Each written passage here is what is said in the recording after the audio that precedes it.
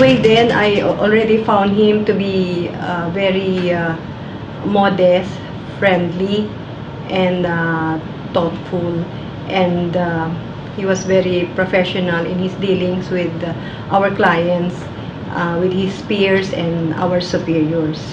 Pag kaibigan ka niya, ikaw yung real friend na kumuha ka sa kanya ng isang bagay na idinulot mo sa kanya na, pare, meron tayong problema sa ganitong bagay. Pwede ka bang tumulong? Outright yun. Sasagutin ka niya, ano ang pwede kong itulong? I will never forget, in the year 2000, I was diagnosed with a rheumatic heart disease, and I was told by the doctor to prepare 350,000. So we don't have that much money at the time, so I thought of approaching Speaker Villar, and I did not wait for long. He gave me financial assistance, so I was able to get through with my operation. So I'm really very thankful to Senator Villar.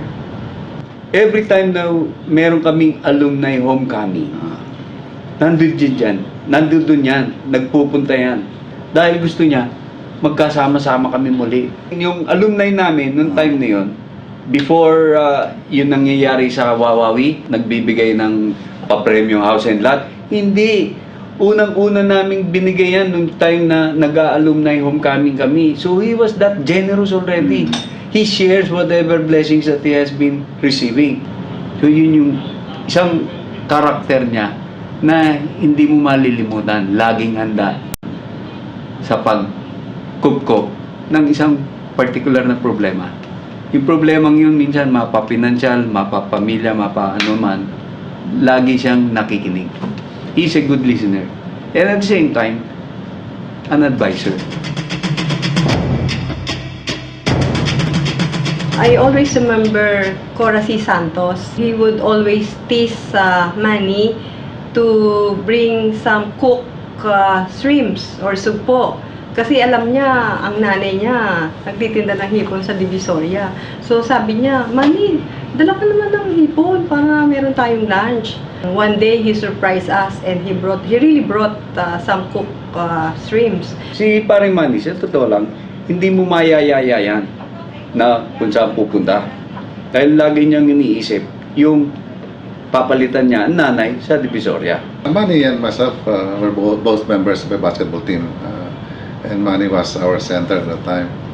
Manny was a serious person, but if there's an opportunity for him to play hooky or have some fun, he will do it.